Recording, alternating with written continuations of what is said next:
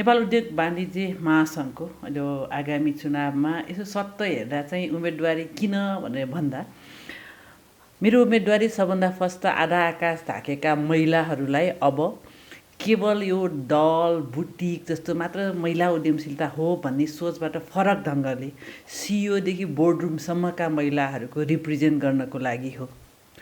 अब हामीले भन्दा लगभग महिलाहरू कहाँ छन् भन्दा महिलाहरू मैले अघि नै बस्थे त्यो क्षेत्रमा छन् भने होइन। अब महिलाहरू चाहिँ हरेक क्षेत्रबाट अगाडि आउन सक्छ। त्यो क्षेत्र चाहिँ कहाँ गएर पुस्त्याइ गर्ने भन्दा चाहिँ उद्योग वाणिज्य महासङ्घ भनेको पुरुषहरूले एकदमै धेरै हुनुहुन्छ नि, उहाँहरूसँग सिक्ने, हाम्रो नलेज पनि उहाँहरूलाई दिने एउटा भयो। अर्को कुरा भनेको कृषि क्षेत्रको एजेन्डा इस्टाब्लिसमेन्टको लागि हो मेरो। कृषि भन्दा साथ साना एकदम भुइँ मान्छे साना किसान मात्र भयो, तर सम्पूर्ण चिजको कच्चा पदार्थ चाहिँ हाम्रो कृषिबाट आउँछ। कसको लागि? उद्योगको लागि। उद्यमी कहाँ छन्? उद्योग वाणिज्य महासङ्घमा छन् र त्यहाँ 35वटा भन्दा बढी चाहिँ कृषिसँग सम्बन्धित वस्तुगत सङ्घहरू छन्। ती वस्तुगत सङ्घहरूको आवाज बनेर त्यहाँ भएका अरू उद्यमीहरूलाई चाहिँ ल अब यसको कच्चा पदार्थ बनाएर उद्योग चलाउनुहोस्, यसको लागि हामी कोअर्डिनेट गर्छौँ, कम्युनिकेट गर्छौँ भन्ने दोस्रो मेरो हो। तेस्रो औद्योगिक पार्कहरू, होइन, हामीले धक्क लाएर सबैको लागि यो उद्यम चलाउनको लागि उद्योगहरूको पार्कहरूको धेरैवटा कुरा गऱ्यौँ, तर महिला औद्योगिक पार्कहरू चाहिँ कस्ता हुन्छन् त? यो एजेन्डा उठाउनको लागि मेरो तेस्रो छ। चौथो मेरो एजेन्डा भनेको चाहिँ त्यहाँ युवाहरू डिजिटल आइटी सेक्टरमा अहिले एकदम बुमिङ भइरहेछ, होइन। हामीले कम्युनिकेसन, डिजिटल, आइटी सेक्टर भन्दा ट्रेडिसनल एन्टरप्रेनरहरू मात्र धेरै हुनुहुन्छ। त्यहाँ अब युवाहरूको पनि उपस्थिति हुनुपर्छ भन्ने यो विशेष त 4 कुराको लागि चाहिँ मेरो उम्मेदवारी छ। मलाई एकदमै यो कुरा तपाईँको कुरा सत्यता लाग्थ्यो मलाई पनि बाहिर बस्दा, तर के हो भनेदेखि नेपाल सरकारपछि सबभन्दा बढी एकदमै सङ्गठनात्मक स्ट्रक्चर भएको चाहिँ नेपाल उद्योग वाणिज्य महासङ्घ हो, जसको नगर, जिल्ला नगरदेखि लिएर हरेक वस्तुगतको हरेक एसोसिएटहरूको चाहिँ त्यहाँ उपस्थिति छ। त्यसको मुख्य काम चाहिँ अहिलेसम्म पनि नीतिगत रूपमा काम गर्ने थियो। समय सन्दर्भको रूपमा सचिवालयहरू अलिकति कमजोर भएको हो कि भन्ने कुराले गर्दा बाहिर चाहिँ त्यो अनुसार ब्रान्डिङ नभएको।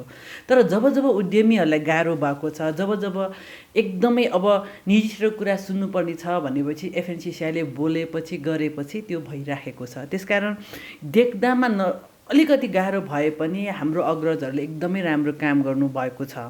तर अब यो बिचमा चाहिँ कस्तो कामलाई चाहिँ अहिले प्राथमिकता दिनुपर्ने भनेर भन्दा चाहिँ पुरानै ढजाको भयो।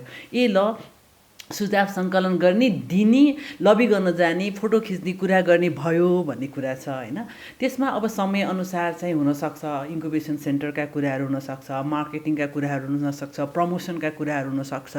अब यसमा बिजनेसको लागि चाहिने हरेक स्ट्रक्चर डेभलपमेन्टको लागि कुरा हुनसक्छ। त्यसमा केही कमजोरी भएका हुनसक्छन्।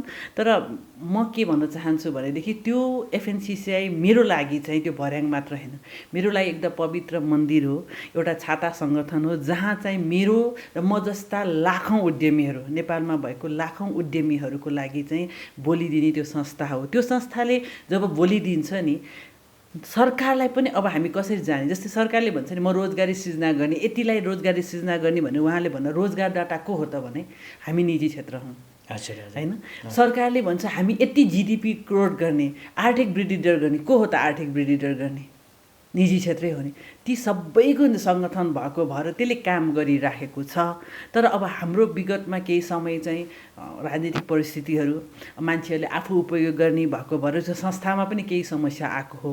त्यो समस्यालाई अब हाम्रो नेतृत्व अञ्जन श्रेष्ठजी चाहिँ अध्यक्ष हुँदै हुनुहुन्छ, हाम्रो वस्तुगततर्फको उम्मेदवारी हाम्रो शिवप्रसाद घिमिरेले गर्नुभएको छ। उहाँहरूको नेतृत्वमा म जस्तो युवा मान्छे त्यहाँ गएर यो विभिन्न सेक्टरको कुरा उठाएर हामी हाम्रो व्यवसायीहरूलाई यो जसरी अहिले नेपालमा नयाँ सरकार आएको छ, नयाँ गन्तव्य जाने भने हामी जति उत्साहित छौँ नि, उद्योग वाणिज्य महासङ्घ अझ उत्साहित भएर अगाडि बढ्ने छ। यो वस्तुगत क्षेत्र भनेको चाहिँ एकदमै त्यो तपाईँको जन्मदेखि मृत्युसम्म भुइँदेखि आकाशसम्म काम गर्ने व्यवसाय चलाइराख्ने व्यवसायीहरू हुनुहुन्छ। जस्तै तपाईँलाई मैले भन्नुपर्दा म नेपाल कृषि मेसिनरी व्यवसायी सङ्घको भयो, होइन। अब त्यहाँ जुत्ता म्यानुफ्याक्चरवालाहरू पनि हुन्छ, सियरवाला पनि हुन्छ, सुन चाँदीवाला पनि हुनुहुन्छ, यो पाइलटहरू पनि हुनुहुन्छ, ढुवानी व्यवसायहरू हुन्छ। यो हाम्रो जीवनको अभिन्न पार्टहरूमा व्यवसाय गरिराख्नु भएको आफ्नो आफ्नो समूहहरूको एउटा सङ्घ हुन्छ। त्यो सङ्घले सङ्घहरू चाहिँ त्यहाँ सदस्य हुन्छ। कुनै कुनै सङ्घमा चाहिँ 30,000 पनि सदस्य छन्, कुनै सङ्घमा 300 400 सदस्य छन्। ती सबै व्यवसायीहरूको सङ्घहरूको सबभन्दा माथिल्लो सङ्गठन चाहिँ वस्तुगत सङ्घ हो। त्यसको चाहिँ चुनाव, यो उत्पादन, ट्रेडिङ, एक्सपोर्ट, एभ्रिथिङ, यो चाहिँ नेपालको निजी क्षेत्रको, आर्थिक क्षेत्रको ब्रेन भन्नुभए पनि हुन्छ, वा मुटु भनेर तपाईँ लिनुभयो भने वस्तुगत चाहिँ त्यसले हाम्रो धड्कन बढाइदिन्छ, चलाइदिन्छ। वस्तुगतहरू चुप लाएर बस्यो, म ट्याक्स दिँदिनँ, म यो गर्दिनँ, म व्यापार गर्दिनँ भनेर बस्यो भने नेपाल ठप्प हुन्छ। अब यस्तो भयो। कार्यान्वयन पक्षको कुरा गर्दा चाहिँ हाम्रो कार्यविधिहरू जहिले पनि ठुलो बाधक हुन्छ होइन। त्यो कार्यविधि किन कसले बनाउँछ भने सरकारका कर्मचारीहरूले बनाउनुहुन्छ। उहाँहरू किन चाहिँ अलिकति कार्यविधि ढिला बनाउनुहुन्छ भनेदेखि हामी सबैलाई थाहै छ होइन। केही न केही नमिलेको, उहाँले टाइम लिएको, त्यसले गर्दा चाहिँ कार्यान्वयन एकदम कमी भएको जस्तो लाग्यो। त्यसकारण हामीले जहिले पनि भनिरहेको छौँ निजी क्षेत्र उहाँहरूको साझेदार, पार्टनर हो। हामीसँग सहकार्य गरेका धेरै कुराहरू सफल भएका छन्। त्यो महिला उद्यमशीलको कर्जा नै होस् वा सहुलियतपूर्ण होस्, उद्योगहरूलाई दिएको कर्जाको कुराहरू होस्, वा जति पनि गरेका छन् नि, त्यो चाहिँ निजी क्षेत्रसँग गयो भने त्यसको सफलताको मापन चाहिँ धेरै हुन्छ। तर सरकार मात्र लाग्छु भन्यो भने चाहिँ सरकारले चाहिँ जहिले पनि एउटा पूर्वाधार बनाइदिने हो र अरूले चाहिँ त्यहाँ गरिखाने हो। गरिखानेसँग अलिकति टाढा टाढा भएर सरकार बसिराख्नु भएको भएर चाहिँ अलिकति नभएको जस्तो भइराखेको। तर अहिले मलाई एकदम विश्वास छ हाम्रो नयाँ सरकार, नयाँले एकदमै अहिले निजी क्षेत्रसँग सहकार्य गरेर काम गर्ने भनेर गर्नुभएको छ। अब झन् अगाडि बढ्छ होला। यो चाहिँ के छ भनेदेखि हाम्रो यो एकदमै कम्पनी रजिस्ट्रार कार्यालयदेखि नै यो कुराहरू सुरु हुन्छ, वा व्यवसाय दर्तादेखि सुरु हुन्छ। दर्ता नभइकन तपाईँले चाहिँ ऋण पाउनुहुन्न। त्यहाँ पनि एकदम अरबवाला कम्पनी र सानोवालालाई एउटै हुन्छ। त्यस्तै गरी सेम बैङ्कमा पनि त्यही हुन्छ, कागजपत्र कुरा सबै कुरा हुन्छ। र हाम्रो बैङ्किङ प्रोसेस पनि के छ भने प्रोजेक्ट आइडिया भन्दा ढिटोलाई मान्ने चलन छ। अनि अब महिलाको कुरा गर्दा चाहिँ के भयो भनेदेखि ढिटो एउटा त महिलासँग हुँदैन, अनि प्रोजेक्ट आइडियामा कुराहरू गर्दैन, अनि महिलाका व्यवसायहरू साना छन् भन्ने उहाँहरू हुन्छ। मलाई कहिलेकाहीँ लाग्छ 15 लाख रुपियाँ उहाँहरूले जुन महिलाको लागि भनेर सोचिराख्नु भएको छ, त्यो नै एउटा कति हास्यद पर्छ नि त होइन। सबै महिलाको लागि 15 लाख, तर त्यो 15 लाख पनि कार्यान्वयन भएन। त्यो 15 लाख पनि किन कार्यान्वयन भएन भनेदेखि चाहिँ हाम्रो फाइनेन्सियल, त्यो सँगसँगै फाइनेन्सियल लिट्रेसीको कुरा, उसलाई चाहिँ इन्क्युबेट गर्नुपर्ने कुरा, उसले रिटर्न गर्न सक्ने क्यापासिटी डेभलपको कुरा, हाम्रो मार्केटको कुरा, यो कुराहरू चाहिँ पूर्वाधार अलिक कम बनाएको थियो। त्यसमा चाहिँ हामीले काम गर्न सकेनौँ। त्यसकारण चाहिँ उहाँहरूले अलिकति नपाउनु भएको हो। र पाएकाहरूले पनि त्यसलाई तिर्नुपर्छ, गर्नुपर्छ भन्ने कुराहरू नहुँदा चाहिँ के भयो भनेदेखि नतिर्दा पनि हुन्छ कि यो सरकारले दिएको हो भन्ने कुराहरू पनि भयो। र अब अनप्रोडक्टिभ सेक्टरमा धेरै चाहिँ पैसा गयो, त्यसकारण भयो भनेर चाहिँ विभिन्न डाटाहरू जुन आइराखेको छ, के भयो भनेदेखि त्यो बैङ्किङ इन्स्टिट्युट सबैजनाले चाहिँ केमा खर्च, उनीहरू पार्टनर हुन् कि। म जहिले पनि भने बैङ्क चाहिँ उसको पार्टनर हो नि। जस्तै 30% म व्यवसायको लगाइन्छ भने 70% बैङ्कको छ। त्यो बैङ्कले चाहिँ उसलाई सँगै पार्टनरसिपको हिसाबले जान सकेन। उसको काम पैसा दिने हो, ब्याज लिनु हो, कुरा गर्नु हो। उसले उसको काम गर्न खोज्यो, जे गरेर गऱ्यो उसको होइन। अब यो कामहरूलाई सहकार्य गर्ने, मूल्य श्रृङ्खलामा काम गर्ने बानी हाम्रो अलिकति सहकार्य गर्ने चाहिँ चलन कम भएको भएर चाहिँ यो अनसक्सेस अलिकति भएको जस्तो देखेको हो। तर हामीले के गर्न सक्छौँ त्यसको लागि भने जस्तै उद्योग वाणिज्य महासङ्घमा हामी अहिले लिड गर्दै जाँदा, कुरा गर्दै जाँदा चाहिँ यी सबैजनालाई चाहिँ एउटा टेबलमा हामी ल्याइदिन सक्छौँ। कहाँनिर किन उसले पैसा तिर्न सकेन, वा उसले किन पैसा पाउँदैन, यो लेभलकोलाई कसरी गर्ने, क्याटेगोराइज गरेर। किनभने हामीलाई त त्यो कल्पना गर्न सक्ने र त्यसको भुइँबाट माथि कसरी उठ्छ भन्ने कुरा हामीलाई थाहा छ। त्यो गर्दै जाँदा हामी सक्सेस हुन्छौँ जस्तो लाग्छ मलाई। अब एकदम नयाँ जेनेरेसन चाहिँ उहाँहरू चाहिँ मोबाइलमै जन्मिनु भयो, हुर्किनु भयो होइन।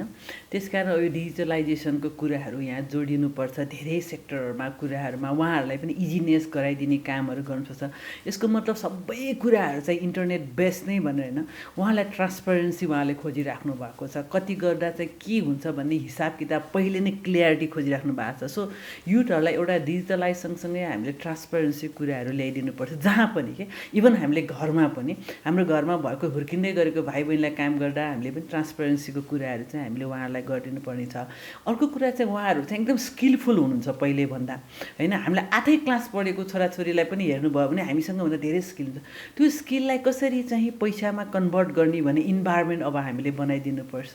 त्यो सरकारले पनि बनाइदिनुहुन्छ जस्तो लाग्छ मलाई, हामीसँग काम जेनेरेट भन्ने बाहिर गएर। अनि थर्ड कुरा भनेको उनीहरूले टेक्नोलोजी चाहिँ हामीले दिनु पऱ्यो, किनभने टेक्नोलोजी बिना चाहिँ ओल्ड ट्रेडिसनल नै गर्यो। जस्तै मैले अब एग्रिकल्चरमा आउनुहोस् भने मैले ड्रोनको इन्ट्री गर्नलाई ब्लकेज गर्यो। इजरायलहरूमा जस्तै चाहिँ ड्रिप इरिगेसन चाहिँ मोबाइलमा हेरेर गर्ने कुरालाई मैले ब्लक गर्यो, त्यसलाई मैले प्रायोरिटी दिन। मैले चाहिँ ल अब यसरी प्रडक्टहरूको ब्लक चेनको हिस्ट्रीसहित बेच्ने भन्ने कुरामा मैले ब्लक लगाइदिएँ भने उहाँहरू आउनुहुन्न। सो नयाँ टेक्नोलोजी अहिले आइरहेको एआई, हाम्रो यो डिजिटलाइजेसन, यो कुराहरू गर्न सहज। म त के भन्छु भने बाहिर जस्तै चाहिँ हामीलाई सबैजनालाई चाहिँ एउटा क्रेडिट कार्ड दिनु पऱ्यो। अब यो क्रेडिट कार्ड यहाँ दिइराखेको क्रेडिट कार्ड महिनाको वाला होइन कि, एउटा चाहिँ क्रेडिट लिमिट चाहिँ यङहरूलाई दिनु पऱ्यो। जस्तै 2 लाख 3 लाख 5 लाख 6 लाख कति हुन्छ, भोलि उसलाई केही कुरामा रोक्ने, सो द्याट उसले आफ्नो कुराहरू चाहिँ उसले टेस्ट गर्न पाउनु पर्ने भयो। सो मेरो अहिलेको हरेकजनालाई रिक्वेस्ट के हो भनेदेखि उनीहरूलाई त्यसमा इन्गेज गरौँ, उनीहरूलाई चाहिने केही क्रेडिट, उनीहरूको आइडियामा हामी इन्भेस्ट गर्ने इन्भाइरोमेन्ट बनाऊँ।